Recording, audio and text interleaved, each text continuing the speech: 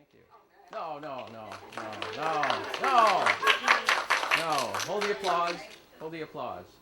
I'd like to welcome you to another one of our Diversity Week lectures. I think we might want to change the name from Diversity Week to like Diversity Year. This has been going on since October.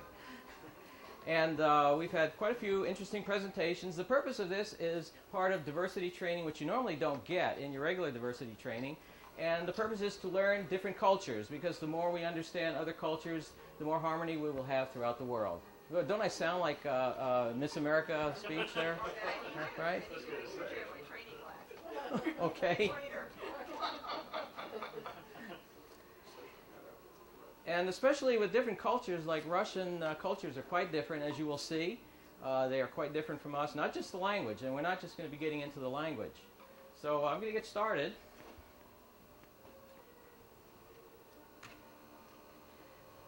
If you have any questions, please hold them until after the lecture, because I have a lot of material to cover.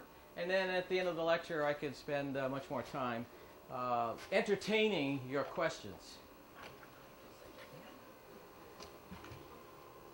Now, my background. What's so funny? What? What? We had someone give a lecture on Portuguese, because he was a missionary in Brazil, so he had to learn Portuguese. And then we had someone give a lecture in Romanian, because he married a Romanian and he had no choice. He had to learn the language, right? Well, I've never been to Russia.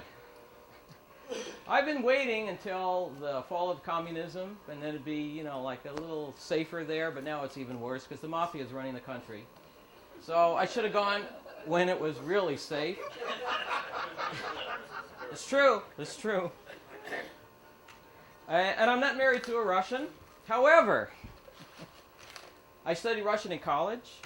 I attended the Defense Language Institute, which is all the armed forces go to this school to learn different languages. And when I went, quite a few years ago, I don't want to divulge that figure, but it was quite a while ago, our bitter enemy was Russia. Okay, well, the number one language that was being taught was Russian. Well, now, what do you think the language that's real popular there now? Arabic, right.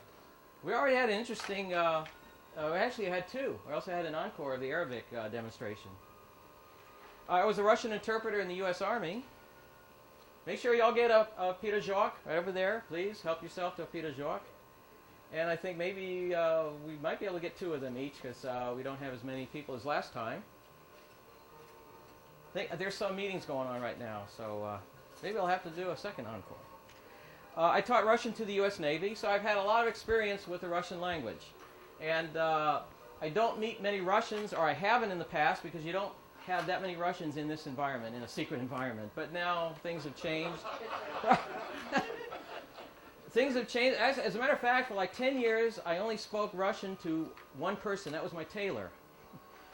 And how often do you go to a tailor? So I didn't get to use the language much, and I forgot a lot. And it's coming back as I'm reviewing it, because if you don't use the language, you start to forget it.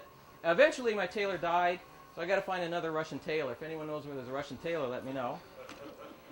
We're going to talk about not just the language, because some people, they weren't interested in coming because they said, I'm not really interested in languages. Well, it's not just about the language. It's about the culture, music, costumes. Well, we already covered costumes, right? Humor, right? I will attempt to get involved with some humor. Dancing, we're going to show you some dancing. Names, Russian names is really a fascinating topic. And then, of course, cuisine. Now, some of you have already partook of some Russian cuisine, the meat pies, called pirozhok.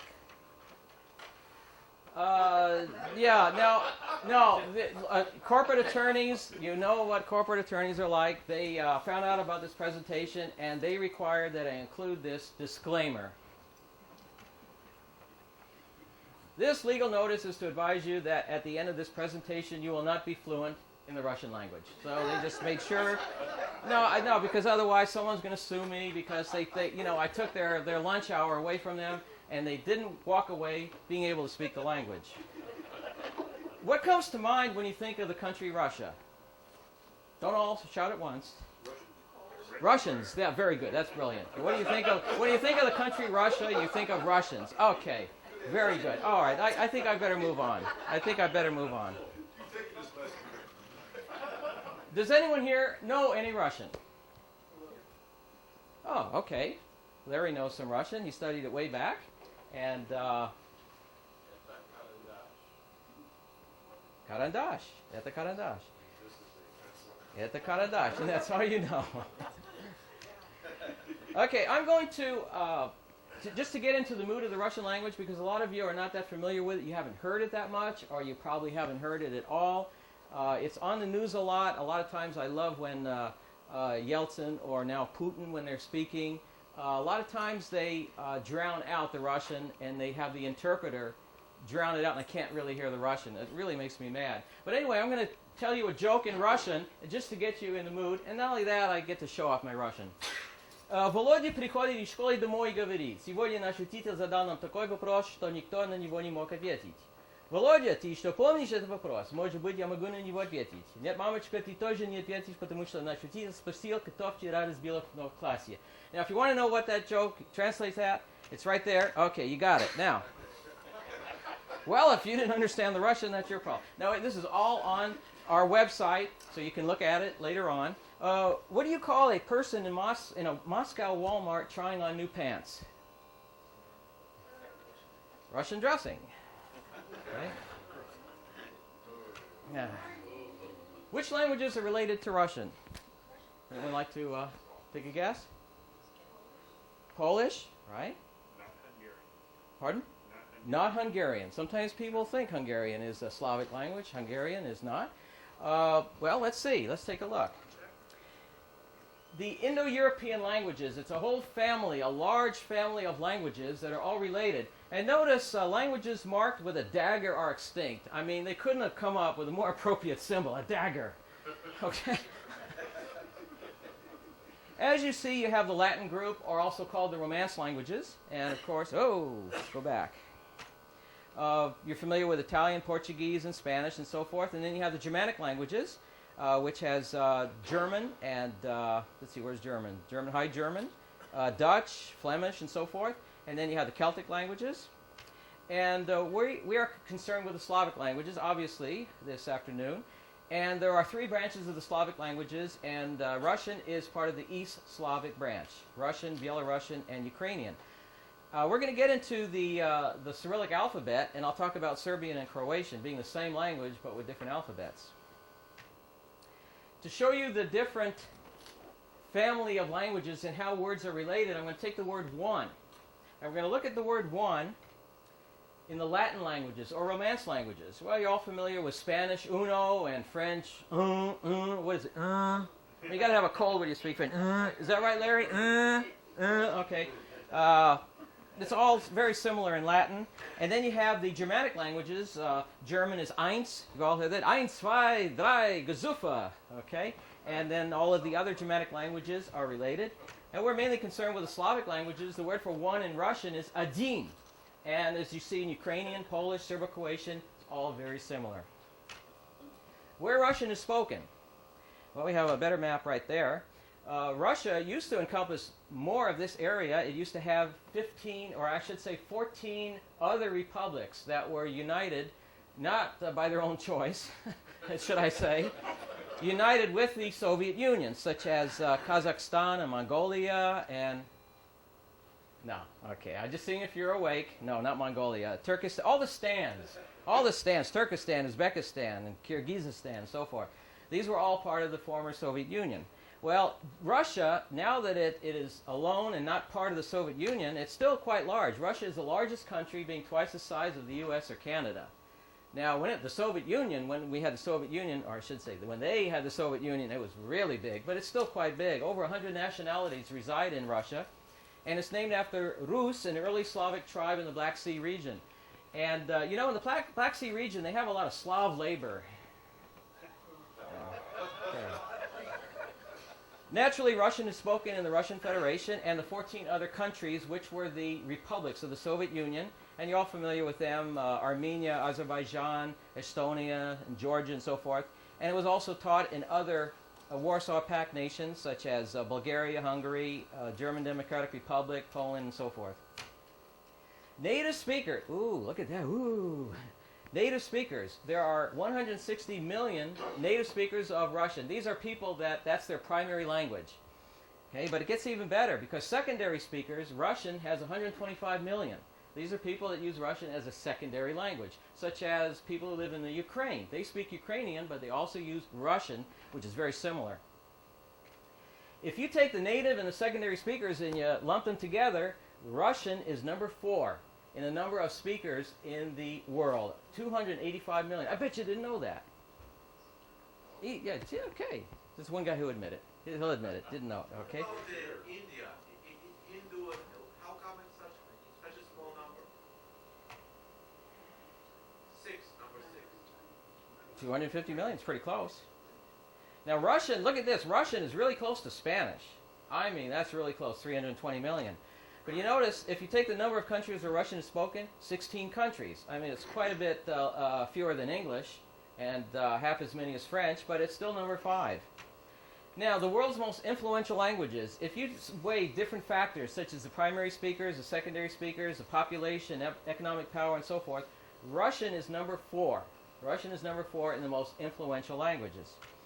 Now, Seagate employees, they should attend this lecture, and I'll tell you why. I just got a hard drive from Seagate, and they give instructions on how to install the hard drive in about 20 languages, and Russian is not on this list. Yet they have Latvia, which has 2.2 million speakers, and I think all the Latvian speakers are in Latvia.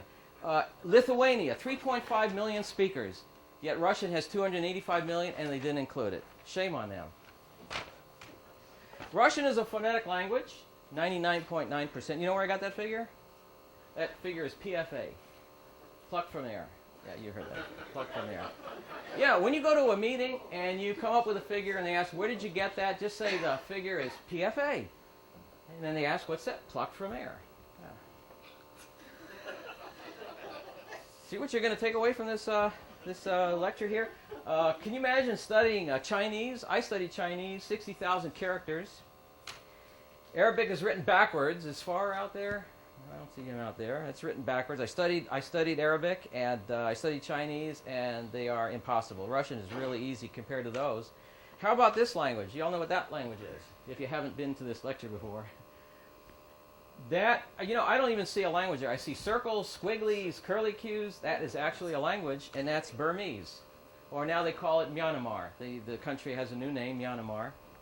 And Thai has 72 letters. Can you imagine that? Russian only has 33, just a few more than English.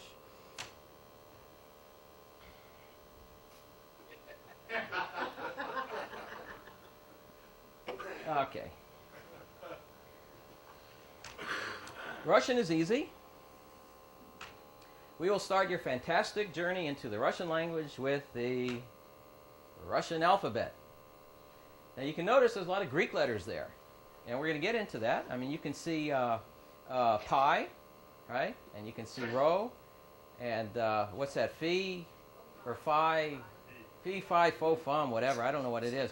But anyway, there was a monkey, not a monkey, a monk named Saint Cyril, and he brought Christianity to the Slavs, and he also brought them the alphabet, and it was named after him. That's where he got the name Cyrillic alphabet, after Saint Cyril, and he based it largely on the Greek alphabet and one Hebrew letter. There's one Hebrew letter there. You see Sheen right there? Sheen, if you know Hebrew. That's an SH, just like in Hebrew. Languages written. Ooh, look at that. Oh, I got to see that again. Ooh. Languages written in the Cyrillic alphabet. There are quite a few. We're mainly concerned with the Slavic languages. And you have, now notice, Croatian isn't here. Well, Serbian and Croatian, they're basically the same language. They're as closely related, I imagine, as any other languages. But Serbian is written with the Cyrillic alphabet, and Croatian is written with the Latin alphabet. And of course now you don't refer to it as Serbo-Croatian. It's separate countries now. These are all the languages that are used with are written with the Cyrillic alphabet, quite a few. And this is interesting here. There are some Eskimo languages written in the Cyrillic alphabet, areas near Russia. Okay, we're going to start with the alphabet. We're going to go very fast. Remember that disclaimer that I had to put in here that the lawyers required? Letters from Greek are circled. First we'll start at the top, and that's A. That's no problem, just letter A. And that's the B, the B sound, B.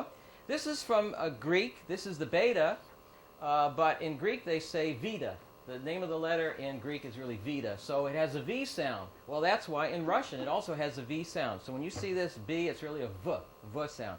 There's the gamma from Greek, and that has the G sound. This looks a little bit like delta. That has the D sound, and that is the sound of ye, like in yet and yo. This looks like two K's back to back, and that's the zh, like in pleasure. There's the z, and this has a sound of e. This has a sound of like the y in boy. It's used in combination with other vowels. And then you have the k. This is like lambda, the Greek lambda. That's the l. And then you have the m, just like in English. This is the weirdest letter. It looks like a Greek letter, but it has a different sound. This is the sound of n, n. When you see that, think of n, n. Now this letter here, I lost my cursor. There it is. This letter here, the O is pronounced O. Now if you're from New York, you have no trouble speaking Russian because they have that O sound. If you're from New York, you talk like that. That's the sound that Russian has for the O. Oh, you're from New York? Oh, you're from New York, I should say. Okay, it has the O sound. So you'll hear that's the characteristic sound of Russian, the O sound. And then you have, now we have the pi, right, the Greek pi. That's a P sound, and the Greek rho, that's a R, the R sound. And this always has a sound of S, an S, S. This is T, and this is the sound, this might be confusing, this has a sound of U. And there's the, what is that, Phi, Phi, whatever, that's the F sound, F from Greek. This is also from Greek, I think we say Chi. Is that what we say, Chi? Okay, well, actually in Greek and in Russian, it has a H sound. And this you got to get used to. H. Try that. It's a raspy H. H. Oh, don't slobber over your neighbor. Just be careful. H. H. It's a raspy H. Okay, and it's just like Greek. H. H. You can think of it as like an H, a raspy H. And then we have the ts, like in sits or tsetse fly. This is ch. This is sh. This is sh. And then I know I'm going fast. This has no sound of its own. It's just a sign that indicates hardness. Don't worry about that. This is There's no other. I don't think there's any other language that has this sound. It's ill. I guess it's kind of close to ill, not exactly. This has no sound at all. It's a soft sign. That's that's you, and that's ya. Got that all memorized? Okay. Now, actually, it's really easy to pronounce Russian because let's take this first word here. How would you pronounce that? Tak. Tak. Nothing to it. Tak. That means so. And the next one, Tom. Tom. Right there. Tom. No problem. Kak, how, like kak vi pojivaye. I'm sure you've heard of how are you. Kak vi pojivayete, how are you. Kak is how. Okay, so it's pretty easy. But then I think they get a little bit more involved. Oh. Why was this guy always so mad? What was he mad about? Jeez, this guy's... He has tight shoes. Oh, that's right. He always had to take them off and pound them on the desk. Okay, that was Mr. K, Khrushchev. Well, you know, when the Russians, if they ever picked up a newspaper and they saw, because in the headlines a lot of times you'd see reference to Mr. K, the Russians wouldn't know what we're talking about because he's really Mr. X, because his name is spelt with an X. It begins with an X, and it's pronounced H, right? Remember the H, the raspy one? Khrushchev, and the accent's on the last syllable, Khrushchev, and that's how his name is pronounced in Russian, Khrushchev. Now, he has... a son, Sergei Khrushchev, who became, this is really ironic. I mean, this guy wanted to bury us, and his son became an American citizen. I mean, he knew a good thing when he saw it. And you know, I think Sergei Khrushchev, his son, should open up a funeral parlor. And can you imagine having a shingle outside? We will bury you, you know. His father would be proud of him. Russian words you may already know. Okay, let's see. Pravda. You all heard of the newspaper Pravda? It means truth. There really wasn't truth in. There was an old joke going around. Several of them. One was there's no Pravda in Pravda. As a matter of fact, there was a newspaper called Izvestia. Izvestia means news, and Pravda means truth. And there was a joke going around that there's no news in truth. There's no Izvestia in Pravda, and there's no truth in the news. So it was kind of interesting. Of course, they never said that out loud, or that would be the end. They'd be actually repeating that in Siberia. So there's pravda, meaning truth. And troika. I don't know if you've heard of that. You might not have heard it. The word for three is tri. It's almost the same thing, tri. But a group of three things. Usually it's three horses pulling a sled, and it has to be in snow. They got to be pulling it in snow. Troika. It's a group of three horses. Okay? We all know that. Okay, and how do you say that? No. Remember the New York, vodka. See, a New Yorker would have no trouble. He would say vodka. So, if you go to a bar, next time you go to a bar and you order vodka, don't say vodka, say vodka. They'll probably look at you funny, unless the guy's Russian. Okay, vodka. By the way, vodka means little water. You know what that is? Okay, USSR. USSR, right. Now, how would you vocalize that? Huh? That's in the original Klingon. Okay. This is the S sound, and the name of the letter is S. S. It's actually the same in English, but it looks different. S. S, S, S, and this is called air. Air. SSSR. And that means, what does that stand for? Oh, there's SSSR. It stands for... Whoa, wait a minute. No, wait a minute. There we go. That's a little better. That stands for Union of Soviet Socialist Republics. Now, if you really want to sound cool, go to a party and say, what do you think of the Союз Советских Социалистических Республик? And you really sound cool. Okay, so that's... Yeah, and then they'll say, what are you talking about? What are you talking about? You say, what? Union of Soviet Socialist Republics? What's wrong with you? Okay? Yeah, it's kind of stupid looking. Okay.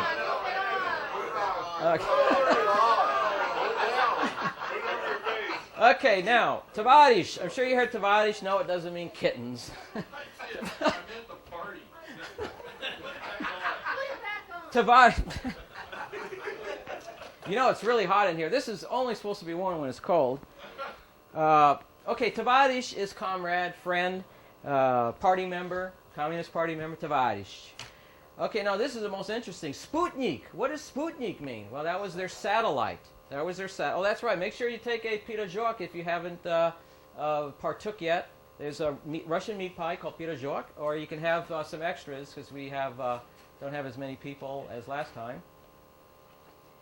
We're going to get into food, and I'll show you what the different foods are. But Sputnik, what does Sputnik comes from? It comes from three words.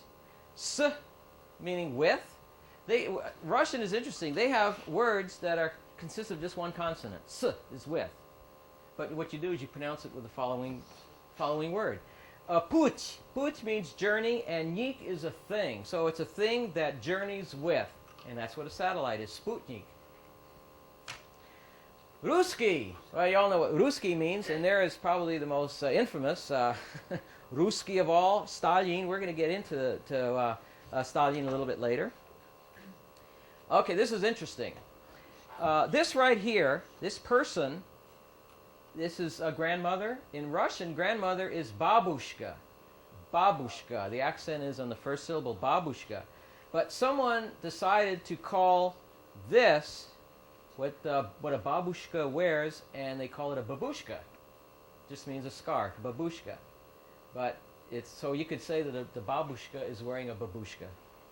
Okay, KGB. Y'all know what KGB stands for. You can throw this at a party. Комитет государственной безопасности, which means Committee for State Security. And they did a darn good job of creating security. I mean, kind of like with an iron hand. And there's a cool shirt, KGB. Still watching you? That's kind of cute. Words similar to English. Oh, audience participation. Boy, they look like they're having fun there. I notice some of you are falling asleep. Well, I have ways of keeping you awake. Okay?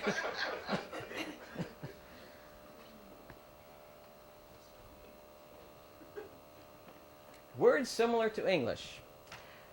Okay. Russian really is easy because you have words like director. What do you think director means? Director. Whisky. Whisky. Yeah, whisky. Coffee. Coffee. Problema. Problem, problema. Garage. Yeah, these are real Russian words. Bagage, baggage. Picnic, picnic. Mm-hmm. Chocolat. This is a little bit harder. Chocolat, chocolate. Climate, climate. Football, soccer. European football. European football. Sistema, sistema, system, and theater, theater, theater. So you see, Russian has taken on a lot of words from the English language and other languages too. Vowels. Where have all the vowels gone? Ooh, that's cool. Russians must dislike them. The word for sight is vzгляд. Vzгляд. Now you notice there is 1, 2, 3. There's 4 consonants, all agglutinated.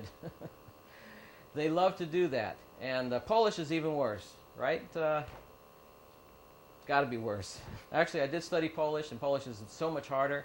But they do have a lot of agglutination of consonants, and you just pronounce them all. Vzгляд. It's all one syllable. Vzгляд.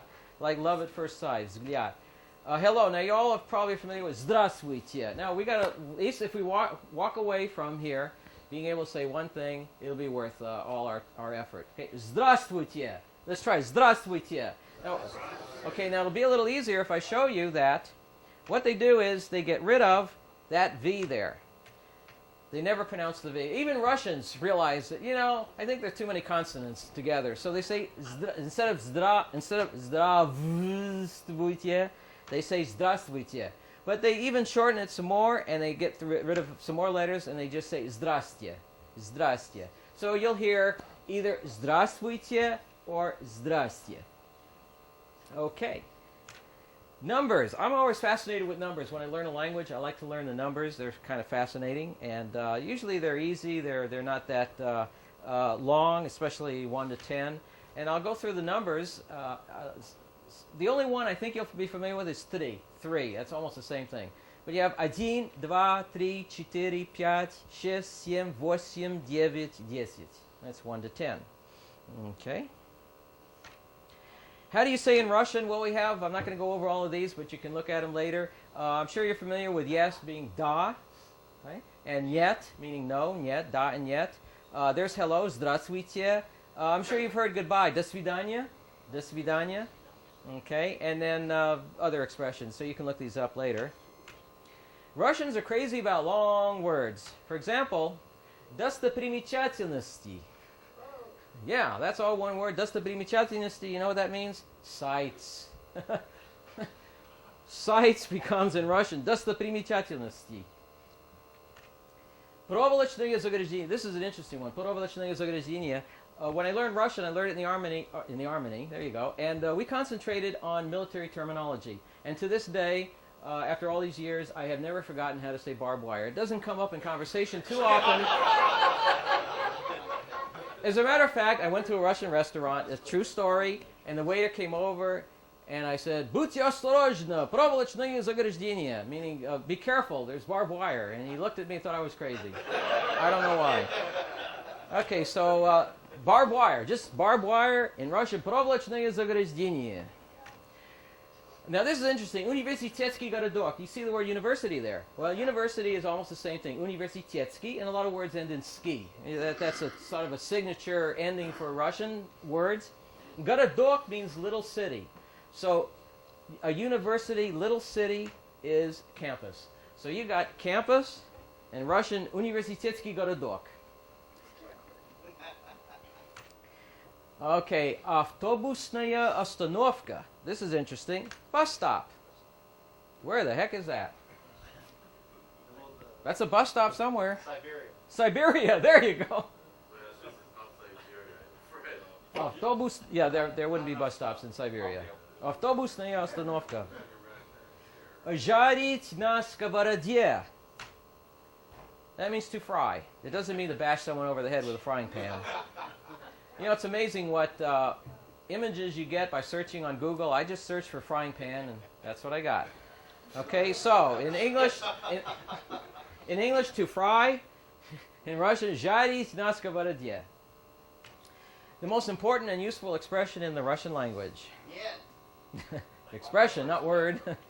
Slava Bogu Sivonya Pyatnitsa. Now, if you walk away here, if you walk away from here and that's all you learn to say, that would be great. This, since my last lecture, I'm starting to hear this every Friday. Slava Bogu Sivonya Pyatnitsa. Thank God it's Friday.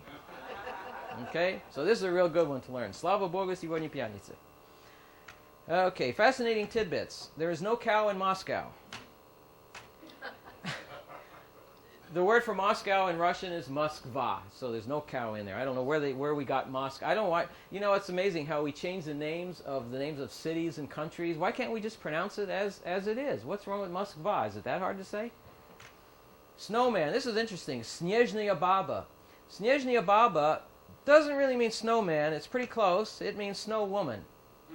For some reason, they say snow woman, and I couldn't find a snow woman on the internet, but the snowman is good enough. Ochi Chornya. Have you all heard the song Ochi Chornya, Ochi Strasnya? Very, very popular Russian song. Ochi is eyes, one of the word for eyes. It's only used in like poetry and songs. They have another word that they use. But anyway, Chornya is black. So Ochi Chornya doesn't really mean dark eyes, it means black eyes. So if you say to someone, boy, you have beautiful black eyes, that's a compliment. Is this an audience or a jury? Jeez.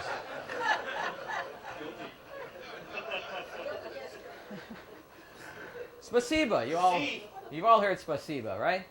Okay, spasiba. Now, I'm going to explain this so even Dave Medeiros can understand this.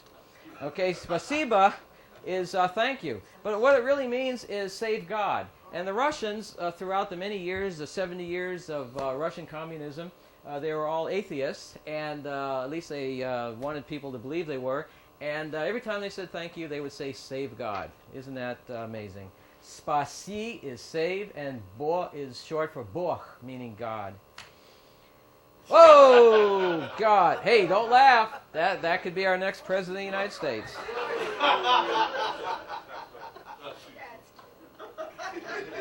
No, wait a minute. There's nothing wrong with a woman being president. That's all. I'm all for it, but I don't think this woman here. I searched for, okay, glaznuya yablaka means eyeball. And, you know, I searched for eyeball on Google, and that's what I got. I'm serious. Glaznuya yablaka. But actually, it doesn't really mean eyeball. It means eye apple. And we have the same expression. You're the apple of my eye or something like that. That's Greek to me. Okay, okay. That's Greek to me. Russians say "Это китайская грамматика." "Это китайская грамматика," which means that's Chinese grammar.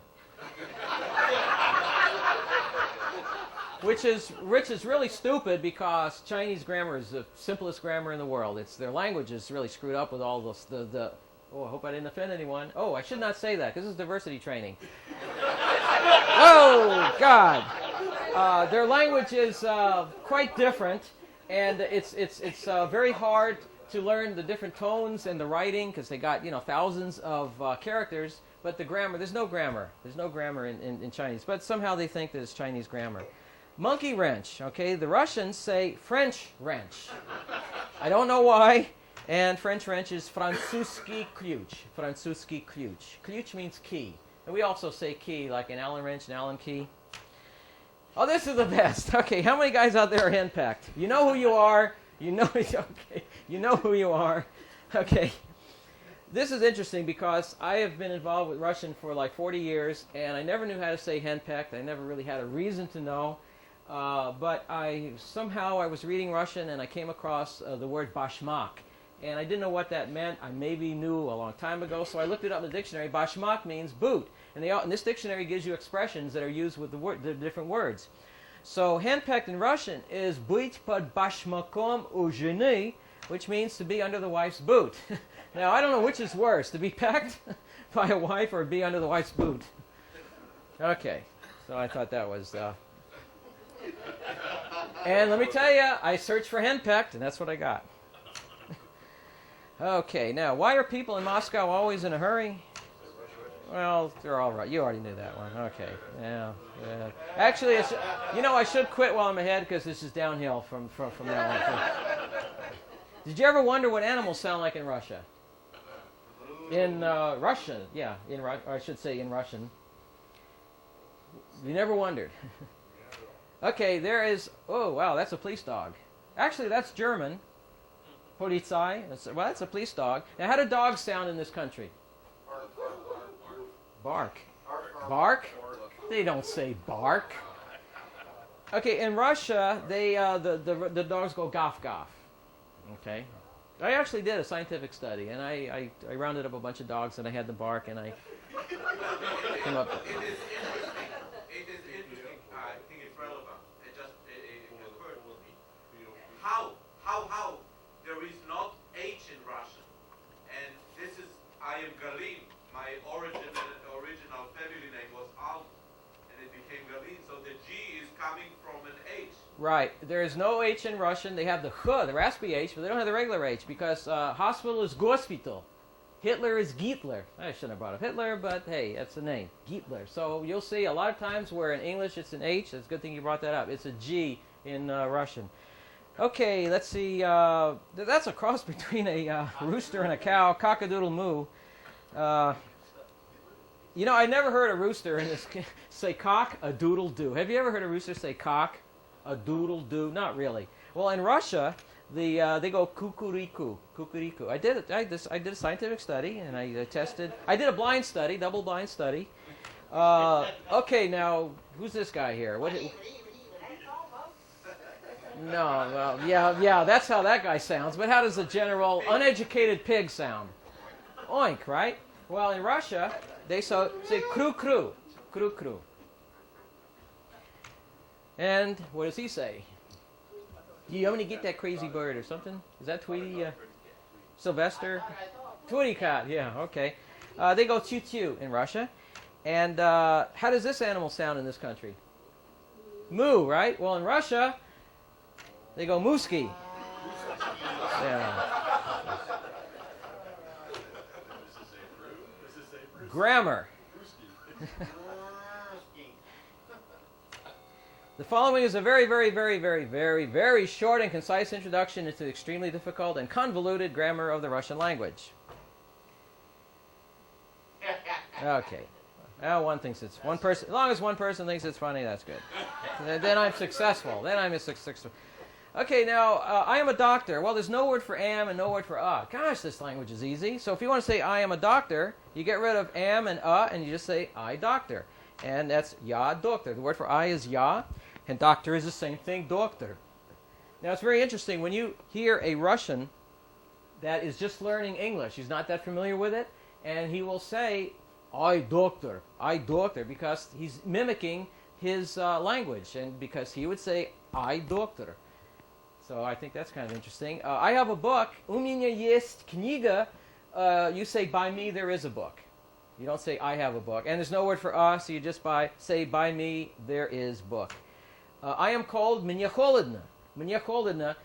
Literally, that means to me it is cold. Because if you say, I am cold, the Russians are going to think you're dead. Really? Really?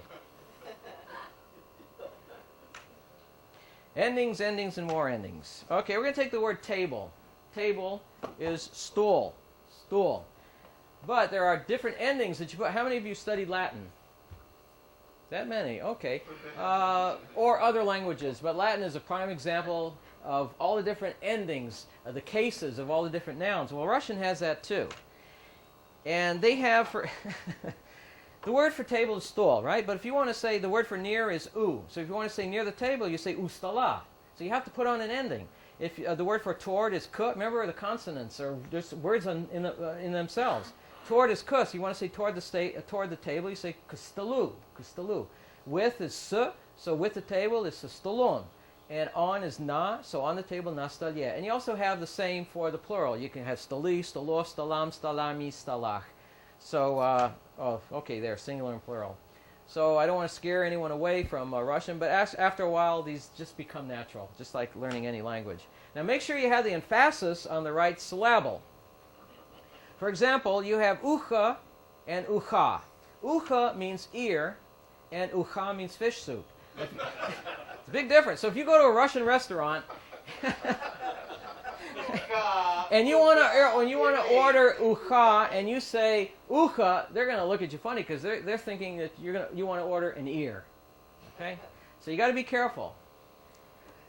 We have the same thing. Desert, dessert, same thing. Vina is wines, and vina is guilt. Well, I guess drinking too much wine could be guilt. Feminine ending. What's the feminine ending throughout the world? Ah. A, right. Letter A, which is pronounced mostly ah. Well, same thing in Russian. The feminine ending is ah. For example, student. Student in Russian is the same thing. You just have the accent on the second syllable. Student. Student is student. Okay. Now, if you want to make it feminine, you add an ah, but you have to have a helping letter. So you say studentka. Student. So you have a male student, student, female student, studentka. American. American is amerikanец. Amerikanец, and a female American is amerikanka. So there's the ah again. Teacher. Teacher is uchitel. Uchitel. But now, though, this ending, it's quite popular in Russian, nitsa. It's a little bit longer. They love to add this ending, nitsa. So a male teacher is uchitel, a female teacher, uchitelnitsa. Russians seem to complicate everything. There's also a neuter gender, which you have in German. You also have masculine, feminine, and neuter. Any words that end in o, no, not o, o, right? O is neuter. So, for example, word for window, okno. Okno is neuter. Okay, now Old English has thee, thou, thy, and thine. Okay, I added something to this, so if you've seen this presentation before, you're going to love this. They have two words for you, just like a lot of languages, ty and vy. Ty is used for familiar. For example, you'd use the familiar form with children. You'd use it with family. Oh, that family looks familiar. Wow. You'd also use the familiar form with animals. But this animal, I think you'd want to use the polite form. I understand this is Running of the Bulls in Pamplona, and I understand the guy who took this picture, his photographic career ended right then and there. Okay, so you want to use the polite form with this animal. Okay, friends. You also use the familiar form with friends. Now, when do you use the polite form or the formal form? Vy, vy. You use it with the elderly, royalty, clergy, and definitely with this guy. You know who that is? You definitely want to use the polite form with him. Otherwise, it could be a career-limiting move.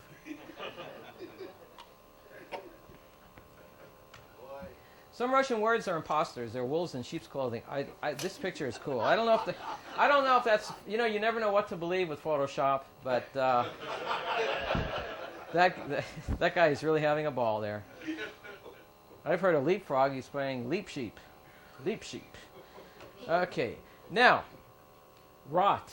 Well, it's not rot. You already know the O sound is O, rot. Rot means mouth. Rot. Familia. Familia you think would mean family. No, familia means last name. Magazine. Magazine is not magazine. It's where you buy a magazine. Store. Magazine. Actually, we also have the word a magazine where you have ammunition. Yeah, that's the word I was looking for. Okay, glass. Glass is not glass, it's eye. Remember we saw glaznoye yabloko, Hillary? Okay, glass is eye. Of course you could have a glass eye. Roman. Well, the accent's on the last syllable, so you have to say Roman. And Roman means novel. Prospect is avenue. Now this is interesting. Idiot. Idiot. Idiot means he goes. But there's also a word for idiot in Russian, which is idiot. It's almost the same thing, idiot. So if you want to say an idiot is going, you say idiot, idiot. Hey, it's the way it is. So what can I do? It's the way it is. Okay, fabrica. Fabrica is a word for factory. Among other words, they have several for factory. That's one of them, fabrica. Okay, we already had babushka, meaning grandmother. Polka. Polka is not the dance, it's the shelf. It means shelf. Drug, well, you pronounce that druk. Druk. Right? Druk means friend, but your friend could be on drugs, so I see the relationship there. Brat.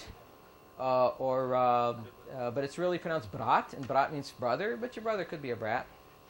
As a matter of fact, I went to the Irish Fair and I ordered a bratwurst, and they said, "Oh, you want a brat?" I said, "Okay, sorry, brat." Yeah. Interesting words from the Russian language. Okay, now robota. Robota means it's a word for work, and that's where we got the word robot. Robot, robota. Actually, I think it's from the Czech, but Czech is almost the same. I don't know what it is in Czech, but it's probably the same thing. Molotov. Okay, this is very interesting. What is he famous for? The cocktail. No, not that cocktail. I don't think so. No. I think he's famous for that cocktail. Okay, he didn't invent it, but he took advantage of it, and there's a history of the Molotov cocktail. You can look at that if you want later on. Politics of the naming of Russian cities. This is really fascinating. You have a city called, well, you have a river called the Volga River. I'm sure you heard of the Volga River. Well, the city was founded in 1589 along the Volga River, and it was called Volgograd. Grad means, it's the archaic word for city. They don't use that much now. They usually use the word Gorod for city. But Grad is the word that they attach to names of cities. So Volgograd, in 1925, what happened, Stalin became powerful, and the name of the city was changed in his honor. He probably changed it himself. I mean, he could do what he wanted to. And then it became Stalingrad. Stalingrad. Well, in 1961, Nikita Khrushchev decided to desalinize the country, get rid of all references to Stalin. And so he reverted the name of the city back to Volgograd. And you notice I put 2006 because you never know. Maybe this year it'll change again. Who knows? This is, oh, okay. Well, there's the Volga River. Forgot to hit the keys here. There's Stalin, and then back to Volgograd. Okay, now, in 1703, Peter the Great, he founded the city, and he named it after himself. Hey, why not? He was a czar. He could do those things. And he called it St. Petersburg. Well, Petersburg, Burg means, it's a German word for fortress or castle. So this was named after him, Peter's Fortress or Peter's Castle. And that remained until 1914. But in 1914, what happened? There was a war that started, a skirmish, a big skirmish. Germany attacked Russia, and Russia didn't like that. So they decided to de-Germanize the name of St. Petersburg, and they named it Petrograd. And now it's a fully, complete German, Russianized name, Petrograd. Well, in 1924, Lenin died, and they named the city in his honor. They changed it to Leningrad. Well, in 1991, what happened? Don't all shout at once. What? Yeah, why? Okay, well, what happened in 1991, the Soviet Union ceased to exist. And so they changed the name back to St. Petersburg. Well, there's an old joke going around during Gorbachev's time, and this joke was going on when it was still called Leningrad. And there was a joke going around about, there was an opinion poll asking the people of Leningrad the question, where were you born? And someone would answer, St. Petersburg. Because that was originally the name of the city. And then, where did you go to school? Petrograd, because then it changed the name. Where do you live now? Leningrad. Where do you expect to die? St. Petersburg, because he's hoping that it would be, and this says the joke accurately predicted the restoration of the old name of St. Petersburg. So I guess that's kind of interesting. You notice Leningrad, Volgograd, Stalingrad, Petrograd, Kaliningrad. These all end in grad, which I already mentioned is the archaic word for city. Now they use gorod. Okay, grad is still used in poetry and so forth. Grad also means hail, in case you want to know. Not hail, hail. The gang's all here, but hail that falls. Russian currency, the ruble. You're all familiar with the ruble, and the kopeck, kopeyka. You call it kopeyka. Russian proverbs. Oh, there's some interesting ones. God does not give horns to a cow that likes to gore. And in English, overzealous people often don't have means to do what they would like to. You know any people like that? Volkov boятся в лес не ходить. If you're afraid of the wolves, don't go to the forest. Hey, that makes sense. Well, we say if you can't stand the heat, stay out of the kitchen. This is a great one. Лбом стенку не расшибешь. You cannot break a wall with your forehead. Use the correct tool for the job. So if you see someone using the wrong tool, just say, don't say use the correct tool. You can't break a wall with your forehead. Okay. Ложка дегтя в бочке меда. A spoonful of tar in a barrel of honey. And we say a fly in the ointment, or the rotten apple spoils the barrel. Лучше синица в руках, чем журавль в небе. Better a titmouse in the hand than a crane in the sky. I think that's quite poetic. More than just a bird in the hand is worth two in the bush. And which color is associated with Russia? Oh, okay. Whoa, wow. Okay, there is the flag of the now belly up Soviet Union. This is interesting. In Russia, the Bolsheviks used a red flag when they overthrew the Tsar in 1917.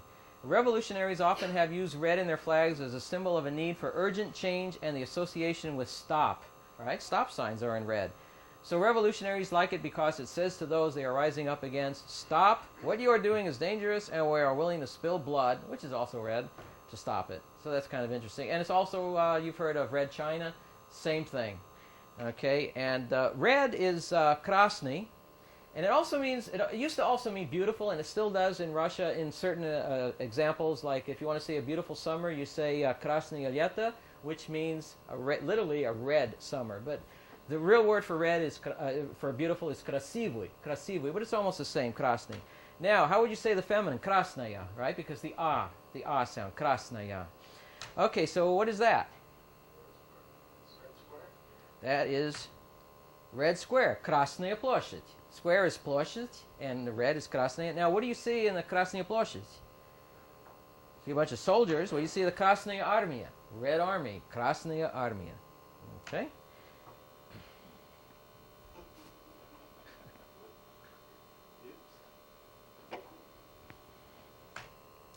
And, of course, you remember the newspaper headlines way back, the Russians or the Chinese referred to as the Reds. The Reds. My favorite Reds? Yeah. Okay. Yum, yum. Who's that? I gotta hear that again. Yum, yum. Okay, we're going to talk about Russian cuisine. Some of you have already partook of the pirozhki. If there's some there left, please help yourself.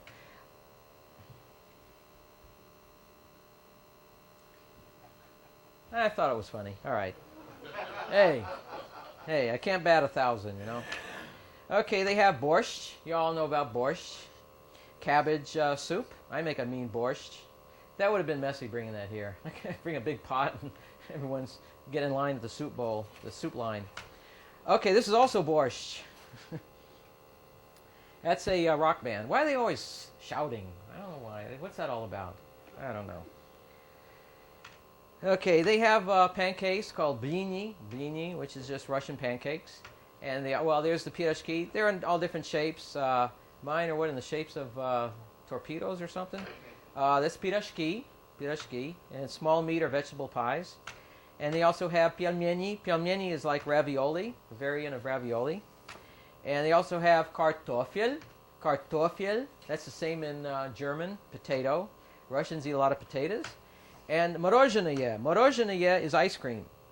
This is interesting. No visitor to Russia can fail to notice the Russian fascination for ice cream in any weather.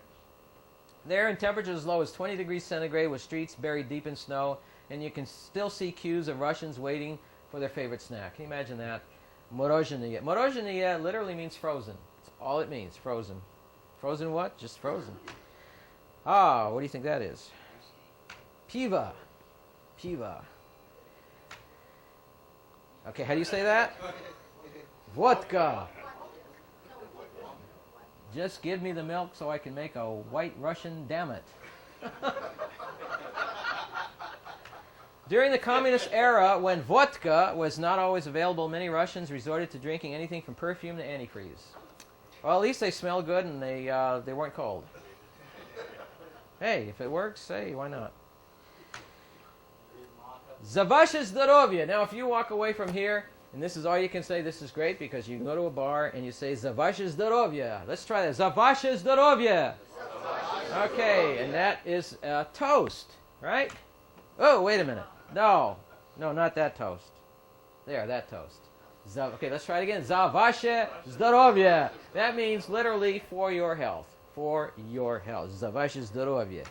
Okay, the best dish of all. I don't know what you'd call that. Huh? Baby pot pie. Okay, Russian costumes. These are really fascinating, some of these costumes. This guy, what is he so mean about? And this guy, go ahead, take my picture, I don't care.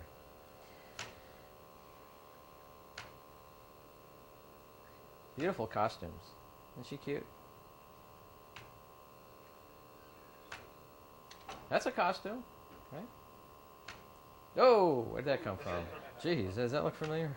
Russian flags. Whoa. Woo. It's amazing what a GIF will do. Russian churches with the onion domes. Beautiful. Just absolutely beautiful. God, I mean, some of these look like something you'd see at Disneyland, like the fair. What is it? Fantasyland Castle. Beautiful.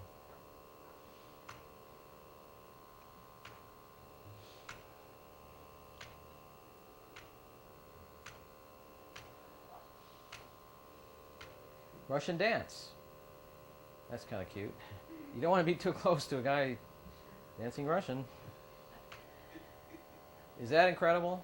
I don't know how they got up there. But, you know, the thing is, getting up there is one thing, but coming down, you got to make sure you get your legs underneath you. Or it's going to be painful. It's going to be painful. It looks like they were shot out of a cannon. Maybe they were. I saw this group. They're a Cossack dance group, something like that. I forgot the exact name. Isn't that amazing? It looks like a top. They were shot. They were like shot out of a top machine or something. That is incredible. I don't know what's keeping him up. I mean, it looks like his center of gravity is like quite a bit behind him.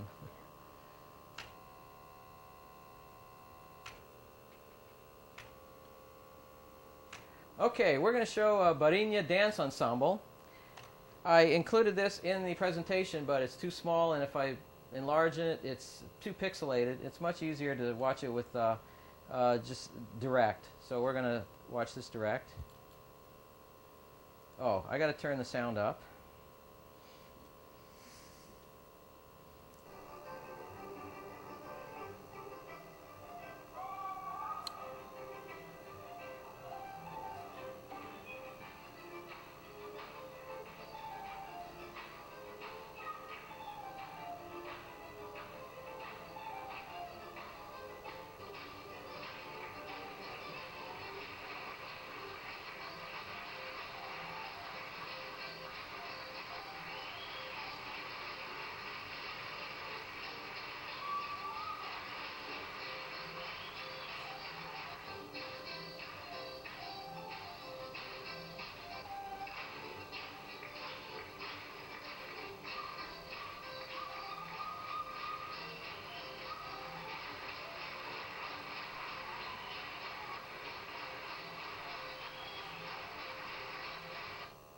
Isn't that incredible? Let me bring the sound back down. Okay, Bolshoi. Have you all heard of the Bolshoi Theater? Bolshoi Theater? Bolshoi Theater? Bolshoi is a word that means big or great. That's all it means. Big. Bolshoi. And the reason is, well, you can see. Big theater. Bolshoi. The Russian music. Okay, well, you see the national instrument, the balalaika. There's a balalaika band that is probably really great. You can see different bands throughout the area. There's a street band. That's a big, I probably call it bass balalaika. They have all different ornaments, different decorations. Some of them are really beautiful. Okay, this one here. Now, this balalaika is so big it takes 5 people to play it. I mean, 5 people are holding on to it. But wait a minute, something is straight. This guy, they're all holding on to the balalaika. He's holding on to her. So I don't know what that's all about. I really don't. This is my favorite balalaika. It's a drink. And what do you say? Za vaše zdorovye. To your health, right? Za vaše zdorovye. Russian greetings, okay? Whoa, hold it. We're doing diversity training. We have to respect other cultures. Some say that's Jimmy Carter with Brezhnev. Looks like him. So that's one of their greetings. Russian names. This is very fascinating. You all know who this guy was, right? This is Zhukov, Marshal Zhukov. Now look at this guy. I mean, look, he looks like a Christmas tree. I mean, he's got more decorations than a Christmas tree. His name is Georgy Konstantinovich Zhukov. His last name is from the word zhuk, and zhuk means beetle. So he's Mr. Beetle. Or that beetle. Let's break down his name. Georgi. What does Georgi mean? George. Georgi. So if you know any Georges around here, just call him, hey, Georgi. His middle name, his patronymic name is Konstantinovich. Now, where does that come from? Well, his father's name was Konstantin, and Avich means son of. And you notice I didn't, if I would have put it the other way around, it would have been son of Avich, and that wouldn't go over too well. Okay, so Is that funny? Jeez. And then his last name was Zhukov. A lot of Russian names end in off. So his name was Georgy Konstantinovich Zhukov. His father was Konstantin. But now if he had a sister, Tanya, her first name is Tanya. Her middle name, her patronymic, would be Konstantinovna. It's different because daughter of is Ovna. So it would be her middle name, instead of Konstantinovich, it's Konstantinovna. And her last name, remember, they even feminize names. They even feminize people's names. And instead of Zhukov, it's Zhukova. You add the A. So she is Tanya Konstantinovna Zhukova. Okay, Stalin. Stalin, his name is taken from the word stal. And what does stal mean? Steel. Pretty close to English. Steel. Okay, well, Stalin, his real name was Jugashvili. He was from Georgia, and I don't mean Atlanta. He wanted to become very powerful. He wanted to be, I guess he wanted, as he grew up, he said, I'm going to become dictator of the Soviet Union.